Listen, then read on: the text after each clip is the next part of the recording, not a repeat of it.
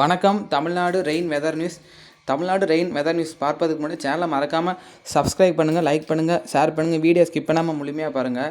தற்போது வங்கக்கடலில் தெற்கு அந்தமான் பகுதியில் புதிய காற்றழுத்த தாழ்வு நிலை நீடித்து வருகின்றது.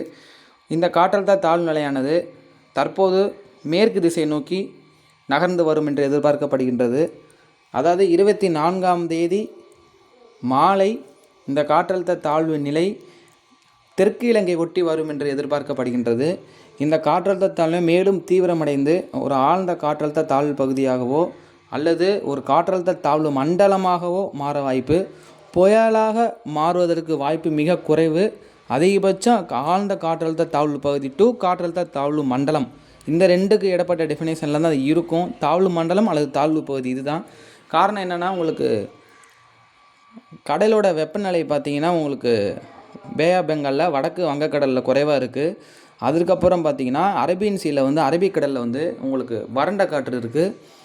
ஸோ இந்த 2 காரணிகள் மற்றும் மேற்கிந்திய இடையூறு வட இந்தியாவில் இந்த 3 காரணிகள் இருக்கிறதுனால இது மேலும் தீவிரமடைய முடியாது. அப்படி தீவிரமடைந்தாலும் ஒருவேளை அது ஒடிசா நோக்கி போகிறதுக்கு வாய்ப்பு இருக்குது. அந்த காற்றழுத்த தாழ்வு நிலை அல்லது தாழ்வு மண்டலத்தோட கிழக்கு பகுதியில் உள்ள ஈரப்பதம், அதனால் என்னாகும்னா அது மேற்கொண்டு தீவிரமடைய முடியாது. ஒருவேளை நம்ம அருகே வந்தால் கூட அது ஒரு தாழ்வு பகுதி, தாழ்வு மண்டலம் அந்த நிலைமைக்கே தான் வரும். ஸோ புயலாக மாறுறதுக்கு வாய்ப்பு குறைவு. இது பார்த்திங்கன்னா 24ஆம் தேதி மாலை இலங்கையை நெருங்கிடும். அப்போ தமிழக கடலோர மாவட்டங்கள் எப்போ மழை அப்படின்னு கேட்டிங்கன்னா, சென்னை முதல், அதாவது புதுச்சேரி முதல் வச்சுக்கோங்க, புதுச்சேரி முதல் கன்னியாகுமரி வரைக்கும் அதாவது மழை தொடங்கிடும். அதுக்கப்புறம் 25ஆம் தேதி 24ஆம் தேதி மழை தொடங்கிடும் கடலோர பகுதிகளில். 25ஆம் தேதி சென்னையிலேருந்து தூத்துக்குடி வரைக்கும் இடப்பட்ட கடலோர பகுதியில் மழை தொடங்கிடும். இதனுடைய நகர்வு தொடர்ந்து கண்காணிக்கப்பட்டு வருகின்றது. இது இலங்கை மேலே ஏறி கன்னியாகுமரியில் இறங்குமா, இல்லை இலங்கை மேலே ஏறி அது டெல்டா, அதாவது வட இலங்கையை ஒட்டி அது டெல்டா மற்றும் தென் தமிழ்நாடு இடப்பட்ட அந்த தெற்கு டெல்டா பகுதியை அடையுமா என்பதை பொறுத்திருந்தான் பார்க்க வேண்டும். நாளை துல்லியமாக தெரிந்துவிடும் அதனுடைய பாதை. தற்போது அது இந்தோனேசியா மற்றும் சுமத்ரா தீவு அந்தமான் ஒட்டி இருப்பதன் காரணமாக இன்னும் சரியான பாதை கணினி சார்ந்த காண்கள் காட்டவில்லை, ஒருமித்த கருத்து தெரிவிக்கவில்லை. நாளை அது சற்று தென்கிழக்கு கடலில் அதை ஒட்டியுள்ள போய் நகர்ந்து வரும் பொழுது கணினி சார்ந்த கணிப்புகள் துல்லியமாக 85% ஓரளவுக்கு பாதையை துல்லியமாக காட்டிவிட்டு நம்மளும் கரெக்டாக அதை நம்ம தெரிஞ்சுக்கலாம். இந்த படத்தை பார்த்தா தெரியும் உங்களுக்கு. இந்த சுழற்சி பாருங்கள், அது இலங்கை கிட்ட வரும். இது ஒரு மாடல் தான். மோஸ்ட்லி தெற்கு இலங்கை கிட்ட தான் வரப்போகுது, இன்னமும் கீழே தான் வரும்.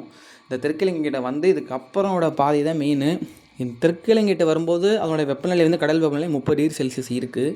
அது மேலும் தீவிரம் அடைந்தாலும் டக்குன்னு அது ஒருவேளை வடக்கு நோக்கி போகும் பட்சத்தில், அதாவது வட தமிழ்நாடு ஒட்டி அப்படி இல்லைனா வடக்கு நோக்கி போகும் பட்சத்தில் அது வலு இழந்துடும். ஏன்னா கடல் வெப்பநிலை இல்லை. அதே சமயத்தில் இந்த பாருங்கள், இந்த காற்று எங்கேருந்து இருக்குது பார்த்தீங்களா, அரேபியன் சீலேருந்து பாருங்கள், அரபிக்கடல்லேருந்து பாருங்கள், அரபிக்கடல்லேருந்து அது அப்படியே கிளாக் வைஸில் ஆன்டி கிளாக் வைஸில் பாருங்கள் இங்கே வருது. அப்போ இந்த அரேபியன் சீயில் ஆல்ரெடி உங்களுக்கு வறண்ட காற்று ஹை ப்ரெஷர் இருக்குது. இந்த அரேபியன் சீயில் இந்த இடத்துல உங்களுக்கு ஆல்ரெடி வறண்ட காற்று ஹை ப்ரெஷர் இருக்குது. அப்போ இந்த காற்றையும் சேர்த்து இழுக்கும்போது ஒரு வறண்ட காற்று போய் ஈரப்பதத்தோட கலந்துச்சு அப்படின்னா அந்த ஈரப்பதம் இருக்காது, உங்களுக்கு தெரியும். ட்ரையாக போய் இந்த ஈரப்பதத்தில் போய் கலக்கும்போது, அதனால தான் நெருங்கும்போது அது என்ன ஆகுதுன்னா வலு விளக்குது. வேறு வழி இல்லாமல் அதுக்கு மேற்கொண்டு இன்டென்ஸ் ஆக முடியாமல் வலு விளக்குது. சரிங்களா? ஸோ அது காற்றழுத்த தாழ்வு பகுதி டு காற்றழுத்த தாழ்வு மண்டலம், இந்த 2க்கு இடப்பட்ட பகுதி 2 தான் இருக்கும். ஒன்று தாழ்வு மண்டலம் அல்லது ஆழ்ந்த காற்றழுத்த தாழ்வு பகுதி. இதுக்கு மேலே அது இன்டென்ஸ் ஆகிறது வாய்ப்பு மிக குறைவு தான்.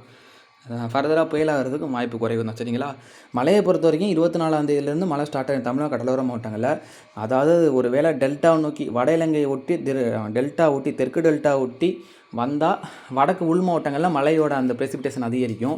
வட உள் மாவட்டங்கள் வட கடலோர மாவட்டங்கள் அப்படி இல்லை, அது மன்னார் வளைகுடா கன்னியாகுமரி வந்துச்சுன்னா ஒட்டுமொத்த தமிழகத்துக்கும் நல்ல மழைக்கான வாய்ப்பு. இந்த 2 ட்ராக்கு தான். ஒன்று இலங்கை மேலே ஏறி மன்னாரில் இறங்கணும், அப்படி இல்லைனா தெற்கு டெல்டா அந்த வட இலங்கையை ஒட்டி தெற்கு டெல்டா வழியாக போய் அது அந்த கடலோர பகுதியிலே வீக் ஆகணும்.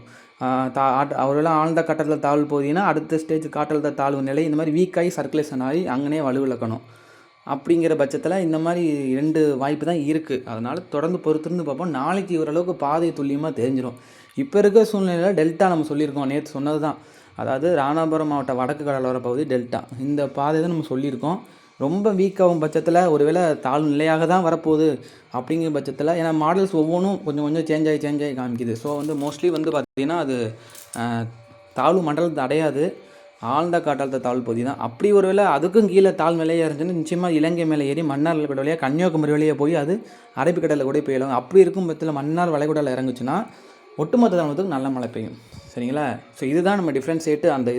அந்த புயல் அந்த தாழ்வு மண்டலமோ இல்லை தாழ்வு பகுதி எந்த இடத்துல அமையுதோ அதுக்கு தகுந்தாப்புல இந்த பாதை மலைகளோட இது வேறுபடும். சரிங்களா? அந்த டிஸ்ட்ரிக் வந்து எங்கெங்கே மலை இருக்கும் அப்படிங்கிறது. டெல்டானா வடக்கு உள் மாவட்டம் வட கடலோர பகுதி, மன்னார்னா ஒட்டுமொத்த கடலோர பகுதி, கன்னியாகுமரினா ஒட்டுமொத்த தமிழகம் முழுவதும் நல்ல மழை இருக்கும், மேற்கு தொடர்ச்சி சுற்றி தமிழகமும் நல்ல மழை இருக்கும்.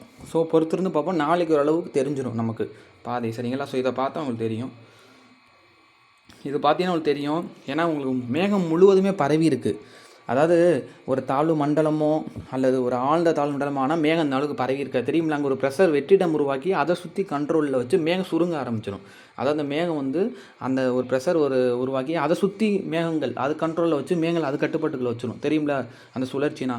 ஸோ இது பாருங்கள், நல்லா பறந்து விரிஞ்சிருக்கு, எங்கே வரைக்கும் பரவி இருக்குது. அப்போ இன்னும் அது தீவிரம் அடையலை, காற்றழுத்த தாழ்நிலையாக தான் இருக்குது. அது தீவிரம் அடைஞ்சுன்னா இது எல்லாமே சுருங்க ஆரம்பிச்சிடும். சுருங்கி ஒரு பால் மாதிரி வர ஆரம்பிச்சிடும் புயல்லாம். அந்த இடத்துல ப்ரெஷர் அதிகமாகி அதனால் இப்போ வந்து சுருங்கலை பாருங்களேன், விரிந்து பரவி இருக்கிறதுனால காற்றழுத்த தாழ்நிலையாக தான் இந்த இடத்துல இந்த இந்தோனேசியா ஒட்டியுள்ள பகுதியில் இருக்குது. ஸோ இன்னும் நம்ம ஓரளவு இந்த பக்கம் இங்கே கிட்டக்க நகண்டு வந்தால் தான் பாதை கரெக்டாக காமிக்கும். சரிங்களா? அதை நான் உங்களுக்கு காட்டிருக்கேன். இந்த இடத்துல தான் இந்த இடத்துல தான் இருக்குது. அதான் நான் கட்டம் போட்டு காமிச்சிருக்கேன். இந்த இடத்துல தான் அதோட மையம் இருக்குது. இப்போது அந்த காற்றழுத்த தாழ்நிலை இருக்குது. ஸோ அதனுடைய ஆன்டிலாக்கஸ்னால மேகக்கூட்டங்கள் வந்து மேலே ஃபுல்லாக நிறையா பரவி இருக்குது. ஸோ இந்த மேகக்கூட்டங்கள் எல்லாம் இந்த இது கொஞ்சம் பக்கத்தில் அந்த சென்ட்ரல் பேஸ் பக்கத்தில் இலங்கை கிட்ட வர இந்த மேகக்கூட்டங்கள் எல்லாம் உள்ளே வர ஆரம்பிச்சிடும் தமிழக கடலோர பகுதியில். இன்னும் அதாவது 24ஆம் தேதி ஒட்டியுள்ள பகுதியில். ஸோ இதுதான் அது. ஸோ பார்த்தீங்கன்னா தெரியும். பார்த்தீங்களா? இது வரைக்கும் வருது. ஸோ லோ லாட்டியூடில் தான் வரப்போகுது. ஸோ இது வரைக்கும் மையம் வருது. இதுக்கு அடுத்த உள்ள ட்ராக்கு தான் மெயின். தீவிரமடையுமா இல்லையா அப்படிங்கிறது இதுக்கு அடுத்த நாளைக்கு தான் துல்லியமாக ஓரளவு நம்ம கணிச்சு சொல்ல முடியும். சரிங்களா? ஸோ இது வரைக்கும் வருது, லோ லாட்டியூட் வரைக்கும் அந்த சிஸ்டம் வருது. ஸோ அதான் சொல்லியிருக்கேன். சுற்றி பாருங்கள், ஒரு சுழற்சி இருக்குது, சுற்றி மேகக்கூட்டங்கள் அதிகமாக இருக்குது. இதுக்கு அடுத்து என்ன பாதை அப்படிங்கிறத நம்ம பார்க்கணும். இலங்கை மேலே ஏறுதா இல்லை வட இலங்கை ஒட்டி போகுதா அப்படின்னு. இது வந்து ஒவ்வொரு ட்ராக்கோட கணிப்பு தெரியுதா ஃபுல்லாக. எல்லாமே பாருங்கள், எல்லாமே இலங்கை கிட்ட தான் வர மாதிரி காமிச்சிருக்காங்க. ஸோ இதுவும் பாருங்கள், இந்த ஜிஎஃப்எஸ் மட்டும் அமெரிக்கா மாடல் மட்டும் அது மட்டும் சைக்ளோன் ஆக்கி பெண்டு பண்ணி ஒடிசா நோக்கி போகிற மாதிரி காமிக்கிறாங்க. அது உங்களுக்கு தெரியும், ஏன்னா அது வெஸ்டர்ன் சிஸ்டம் பேஸ் பண்ணி. மற்ற என்சபிள் ஃபுல்லாக பாருங்கன்னா மோஸ்ட்லி இலங்கையை ஒட்டி தான் வர மாதிரி காமிச்சிருக்காங்க. அது எல்லோ கலரில் தெரியுதா ஃபுல்லாகவே ட்ராக் இங்கேருந்து ஃபார்மாக இலங்கையை ஒட்டி தான் வர மாதிரி காமிச்சிருக்காங்க. ஸோ இன்னும் ஜிபிஎஸ் என்சபிளும் பாருங்கள் இலங்கையை ஒட்டி தான் வர மாதிரி காமிச்சிருக்காங்க. எல்லாமே இலங்கையை ஒட்டி டெல்டா ஒட்டி தான் வரப்போகுது மோஸ்ட்லி. அது இன்னும் வீக்காக மன்னார் வளைகுடா வரும். ஸ்ட்ராங் ஆச்சுன்னு கொஞ்சம் மேலே போகும். அப்படி ஸ்ட்ராங்காகி மேலே போனாலும் வீக் ஆகிரும் மறுபடியும். நான் சொன்ன மாதிரி ட்ரை ஆயிரு. எஸ்எஸ்டி லோ, நார்த்தன் பே பெங்காலில் இல்லை. அதனால் எல்லாமே பாசிபிள் லோவாக தான் வரும். அது அதிகபட்சம் அந்த காற்றழுத்த தாழ்வு மண்டலம் அளவுக்கு கூட அடையாது.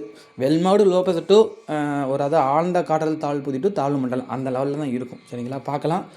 வணக்கம், நன்றி, வணக்கம். மறக்காமல் சேனலை மறக்காமல் சப்ஸ்கிரைப் பண்ணுங்கள், லைக் பண்ணுங்கள், ஷேர் பண்ணுங்கள். இன்னொரு முக்கியமான விஷயம், மீனவர்களை பொறுத்த வரைக்கும் 24ஆம் தேதி 28ஆம் தேதி வரைக்கும் குமரிக்கடல், மன்னார் வளைகுடா, வடக்கு வங்கக்கடல், தென்மேற்கு வங்கக்கடல், தமிழக வங்கக்கடலுக்கு கடலுக்கு மீன் பிடிக்க செல்ல வேண்டாம் என்று கேட்டுக்கொள்ளப்படுகிறார்கள்.